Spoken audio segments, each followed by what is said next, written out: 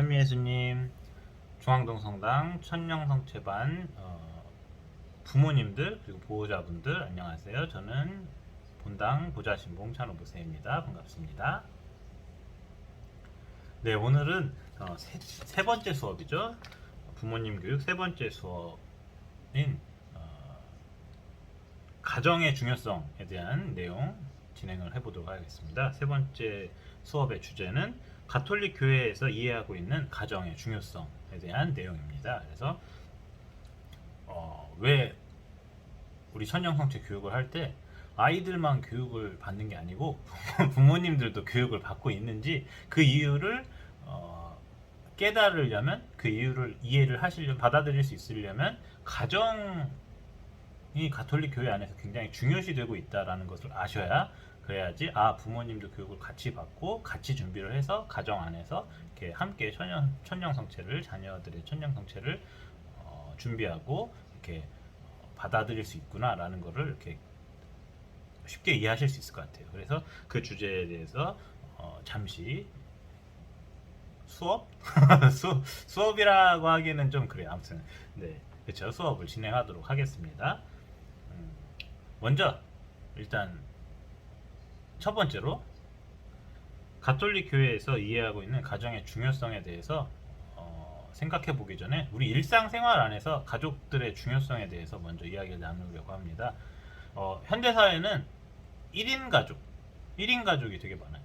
홀로 사는 사람들이죠. 그래서 예능 프로 중에도 그쵸? 혼자 사는 그 프로그램들이 사람들, 연예인들이 혼자 살고 있는 그런 모습이 나오는 그런 프로그램도 있었고요. 그리고 실제로 혼자 사는 사람도 많아요. 그래서 저도 이 관악구 지역에 왔을 때 사실 혼자 살고 있는 청년들, 젊은이들이 많다는 이야기를 듣고 요새는 그렇구나라고 이렇게 좀 놀랐어요. 좀 놀랐고, 어렸을 때 독거노인들이 많이 있다, 대한민국에 독거노인들이 많이 있다라는 이야기는 자주 들었었는데요. 요즘에는 독거까지는 아니고 독거이긴 하죠. 청년들도. 그래서 홀로 사는 1인 청소년들, 청소년이 아니죠. 죄송해요. 1인 청년들, 홀로 사는 청년들이 많이 있다라는 그런 이야기도 많이 듣고요. 그리고 결혼을 안 하는 사람들이 많기 때문에, 그래서 혼자 사는 사람들이 계속 늘고 있다라는 이야기도 종종 접합니다. 종종 접하는 그런 상황에서 가족이 뭐가 중요한데요? 라고 이렇게 질문을 할 수 있고 의문을 가질 수도 있을 거라고 생각이 돼요. 그래서 이런 설명이 더 의미 있지 않을까 하는 생각도 듭니다. 먼저 일상생활에서 계속 생각을 해보죠. 우리가 살면서 본능적으로 나는 부모님을 이렇게 가깝게 생각하는 그런 모습을 보여줄 때가 있어요. 부모님을 가깝게 여기는 그런 모습을 나도 모르게 이렇게 드러낼 때가 있습니다. 그래서 첫 번째, 첫 번째, 깜짝 놀랐을 때. 그래서 외국 사람들은 이렇게 뭐랄까 좀 당황스럽거나 놀랐을 때 오 마이 갓 하거나 아니면은 오 지저스 한대요. 오 놀랄 때 오 하면서 오라는 감탄사와 함께 오 마이 갓 신을 찾거나 그런 거죠. 신을 찾거나 예수님을 찾으면서 오 주님 이거 뭐예요? 뭐 이런 거죠. 그러니까 잘 모르겠으니까 무의식적으로 하느님을 찾는데요. 외국 사람들은. 근데 우리나라는 누굴 찾아요? 우리나라에서는 엄마를 찾아요. 그래서 깜짝 놀라면 엄마야! 엄마야! 이렇게 놀릴 때 있잖아요. 그러는 이런 놀라는 그 액션이 본능적으로 우리를 보호해줄 사람은 엄마라고 알고 있다는 것을 이렇게 드러낸다고 해요. 그래서 이게 뭐 과학적인 내용까지는 아니겠지만 근데 과학적인 내용일 수도 있어요. 왜냐면 제가 수업 시간에 들었거든요. 그래서 어느 수업 때 들었는지 기억이 잘 안 나는데 아무튼 그래서 우리는 이게 심리학 때 들었을 거예요 아마. 무의식적으로 엄마를 나를 돌봐주고 지켜주고 보호해주는 사람으로 이해를 하고 있대. 그렇게 받아들이고 있어서 놀랄 때 엄마야 하고 엄마를 찾는다고 합니다. 아빠야 하고 놀라는 사람들은 없잖아요. 그죠? 그래서 아빠는 집에서 날 돌봐주는 게 아니고 어디 있어요? 밖에 나가서 우리 가족 전체를 서포트하고 있지 이렇게 나를 옆에서 케어해주진 않아요. 아빠는 집에 오면 늘 자잖아요. 그래가지고 아이고 졸립다 하면서 자고 있고 주로 엄마들이 우리를 돌봐주고 먹여주고 이렇게 입혀주고 하기 때문에 그래서 우리는 본능적으로 엄마를 더 가까이 하고 엄마를 찾는다고 합니다. 그래서 그런 우리 삶의 모습 안에서 내가 엄마를 나도 모르게 가까이 하고 있다라는 점을 생각해 볼 수가 있어요. 물론 어른이 되면 안 그럴 수도 있겠지만 그래서 그 얘기 계속 할게요. 내 일상생활에서 부모님들을 은근히 가까이 하고 있다는 모습이 뭐가 있냐면 내 성격이나 나의 삶의 모습이 독립된 한 개체이기도 하지만 독립된 한 인간일 수도 있지만 나의 이 모습이나 성격이나 어떤 판단의 기준들이 누구한테 영향을 가장 많이 받냐면 부모님들의 영향을 많이 받아요. 그래서 제가 얼마 전에 인터넷이나 휴대폰으로 막 이렇게 뭐 카카오톡에서 이것저것 보다가 어렸을 때부터 이렇게 이쁜 애기들 있잖아요. 아, 쟨 진짜 이쁘다라고 이렇게 이쁨을 많이 받는 어린이들 그런 사람의 특징을 이렇게 찾아봤대요. 그 사람들의 특징이 뭐였냐면 유아 시절, 그러니까 어린이 시절, 뭐 그쵸 태어나서부터 초등학생 때까지 이 유아 시기에 어머님들이 대화를 많이 해주고 이렇게 잘 대해준 경우 그 아이가 밖에 나가서 사랑을 많이 받는데요. 평소에 이쁜 짓도 많이 하고 그래서 그 증거가 뭐가 있어요? 아니면 왜요? 할 수 있는데 저도 잘 몰라요. 제가 만든 이론은 아니고요. 그래서 어렸을 때 가정교육이나 아니면 부모님들에게 이렇게 사랑을 많이 받은 사람들은 그러한 이런 영향을 받아서 이렇게 자기도 나가서 이제 그런 사랑을 실천하고 사랑을 이렇게 드러내는 모습을 보여준다라는 것이 어떤 한 이론으로 이렇게 제가 얼마 전에 휴대폰에서 봤던 기억이 납니다. 이게 구체적으로 설명을 드리면 더 좋겠지만 그쵸? 저 전문가는 아니니까 그래서 뭐 그냥 하나의 그냥 제가 봤던 하나의 이론으로 이렇게 생각해 주시고 동의하지 않으셔도 괜찮아요. 동의하지 않으셔도 괜찮지만 저는 그래서 이 말씀을 드리고 싶습니다. 자녀들의 교육에 부모님이 미치는 영향이 상당히 크다라는 점을 이렇게 이야기를 하고 싶습니다. 일단 그래서 이게 일상적인 부분에서 우리가 부모님한테 영향을 받고 있는 부분에 대한 이야기를 했고요. 그리고 저도 개인적인 생각인데요. 이거는 뭐 진짜 개인적인 생각이니까 그냥 듣고 흘리셔도 괜찮습니다.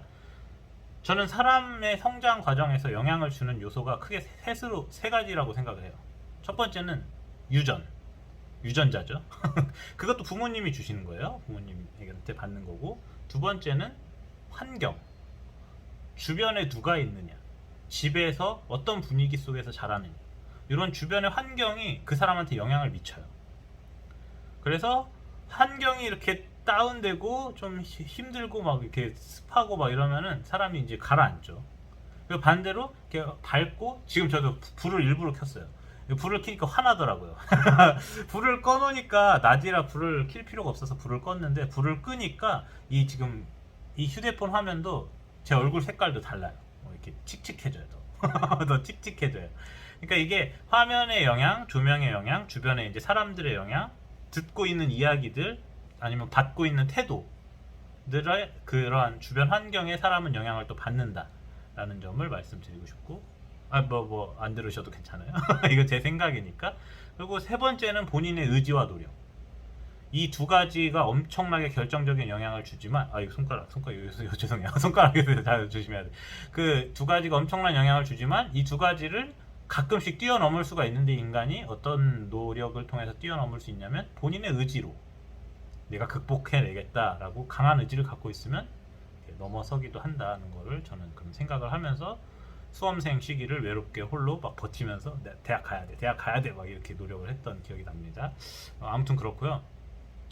갑자기 딴 얘기로 새서 죄송해요. 아무튼 그래서 저는 부모님의 영향이 자녀들한테 미치는 그 부분이 상당히 크다라는 점을 말씀을 드렸고요. 그래서 가톨릭 교회에서 가족들에 대해서 어떻게 생각하는지 잠깐 이야기를 또 나누겠습니다. 이거 좀 옛날 책이에요. 이게 언제적 책이냐면 죄송합니다.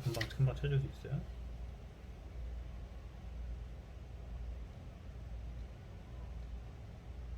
작성은 1984 2013년 이때 쓰인 것 같고요.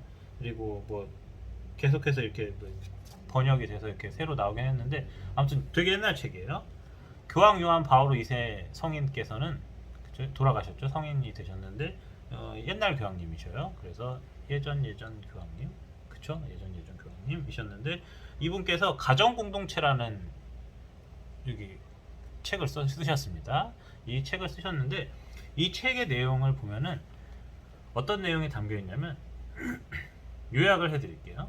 요약을 하는 게 좋으니까. 우리의 삶에 있어서 공동체 생활이 굉장히 중요하다는 겁니다. 인간은 그 특성이 공동체적이라는 특성을 가지고 있어요.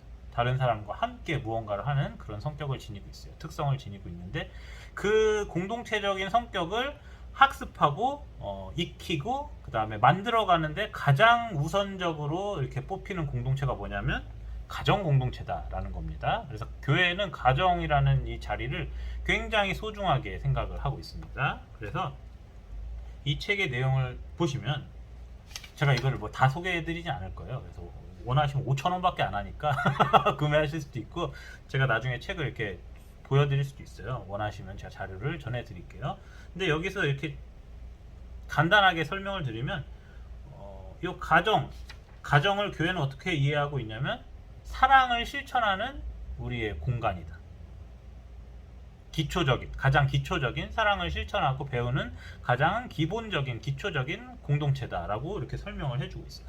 그래서 각 가족의 소중함에 대해서 그리고 사랑을 실천하는 행위의 중요성, 가족들과 사랑을 실천하고 특별히 혼인에 대한 이야기를 좀 많이 하고 있습니다. 그래서 이거 굉장히 중요한 책이에요. 굉장히 중요한 책이고 그러한 내용 가운데 저는 교육에 대한 내용을 이제 세 번째로 말씀을 드리려고 합니다. 교육이 가정 안에서 굉장히 큰 역할을 미칩니다. 어떤 말씀을 드리고 싶냐면 이것도 또 예를 잠깐만 들어볼게요. 저희 어머니께서도 직접 쓰셨던 방법이기도 해요. 그리고 저는 이제 그걸 책에서 봤던 기억이 나고요. 부모님이 집에서 이렇게 맨날 놀면서 아이들에게 공부해라 공부해라 하면은 그 아이는 공부를 하지 않는데요. 당연하죠. 부모님 맨날 노는데 왜 나는 공부를 합니까? 말도 안 되잖아요. 그래서 절대 공부를 하지 않는다. 그런데 부모님이 직접 모범을 보여서 공부를 하고 책을 읽고 이런 모습을 보여주면서 얘야 공부가 굉장히 중요해. 그래서 공부를 하는 시간을 가져라 라고 말을 하면은 자녀들이 그 모습을 직접 보고 있기 때문에 공부를 따라 할 확률이 더 높대요. 하는 건 아니고 확률이 더 높아진대요. 그래서 그 영향이 중요해요. 그 부모님이 보여주시는 모습이 아이들한테 상당히 영향을 많이 줍니다. 이거는 공부는 굉장히 어려운 일이니까 이거는 좀 다른 예를 들어볼게요. 부모님께서 쓰레기를 아무데나 버리고 뭐 이렇게 크게 생활에 신경을 쓰지 않으면서 우리 아이들한테 분리수거 똑바로 해라 이렇게 이야기를 하면은 아이들이 분리수거를 잘 안 해요. 왜냐면 보고 배우는 게 없잖아요. 그런데 부모님께서 평소에 이렇게 분리수거 통을 이렇게 방에다 이렇게 마련해주고, 예를 들면 제 거실 이렇게 빈칸 저런 공간에다가 분리수거 통을 만들 수도 있겠죠. 그래서 그렇게 놔두고, 저도 지금 저기 보면은 저게 유통기한 지난 과자들에다가 이게 따로따로 모아두고 있어요.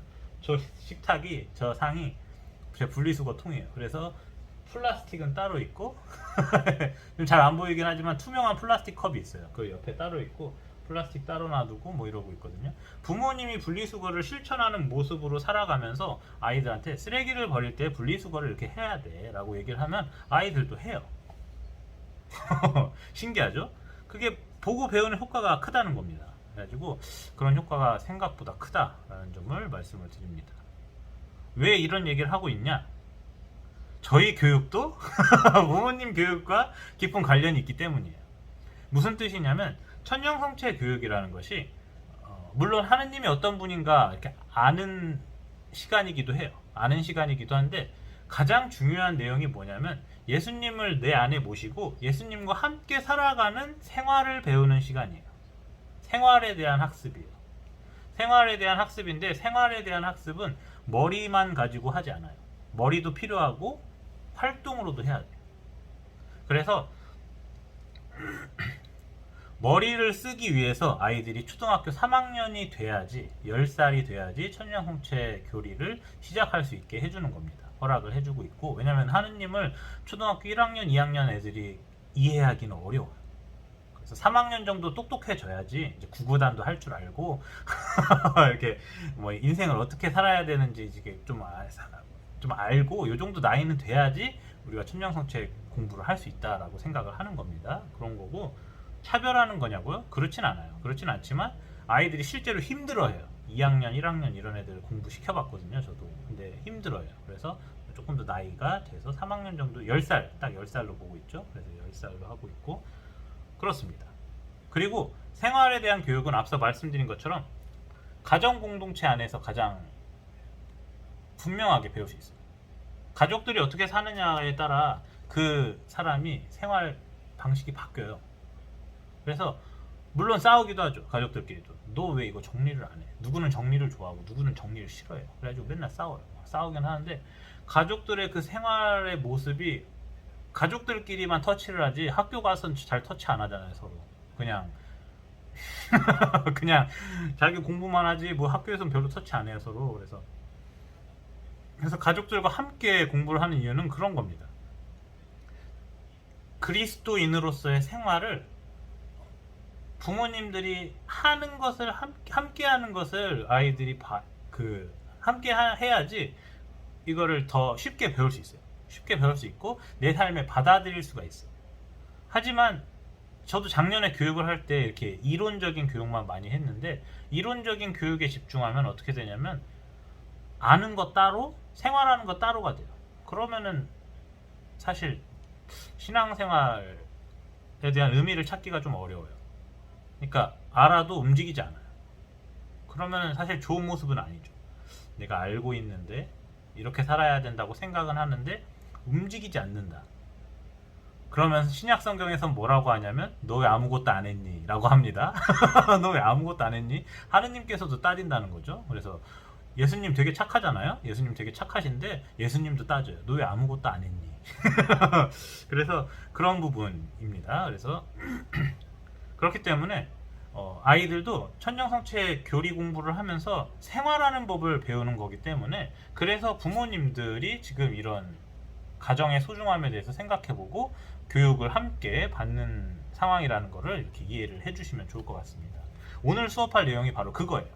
그거라서 그래서 제가 부모님들과 이렇게 어른분들께 말씀을 드리고 싶은 부분, 그리고 부탁을 드리고 싶은 부분은, 이 코로나 시기에서 우리가 좀 노력해야 될 부분이 한 가지 있는데, 그게 뭐냐면 집 안에서 즐겁게 신앙생활 하는 모습을 보여주셨으면 좋겠습니다 라는 겁니다. 그래서 많은 걸 바라는 게 아니에요. 많은 걸 바라는 게 아니고, 아침에 일어나셨을 때 아니면 저녁에 하루를 마감하기 전에 기도하는 모습을 보여주시면, 잠깐이라도 괜찮으니까 그런 시간을 가지시면 아이들이 왜 아침 기도를 외워야 되는가, 저녁 기도를 외워야 되는가 이해를 할 수 있다는 겁니다. 그런데 부모님이 그러한 실천도 없이 야 빨리 아침 기도 외워 임마, 너 천년홍채 해야지, 빨리 외워 기도, 막 이렇게 막 시키기만 하고 아무것도 안 하잖아요. 그러면은 애들은 어떻게 됩니까? 억지로 하는 겁니다. 억지로 하는 거예요. 그래서 저도 똑같았어요. 저도 사실 성당을 별로 좋아하지 않았어요. 어렸을 때 성당을 별로 좋아하지 않았는데, 어머니께서 성당에 가시고 난 후에 아주 큰 변화를 보여주셨어요. 그게 뭐냐면 저희를 많이 안 혼내셨어요. 성당에 가셔서 일단 바쁘시고 그리고 많이 착해지셨어요.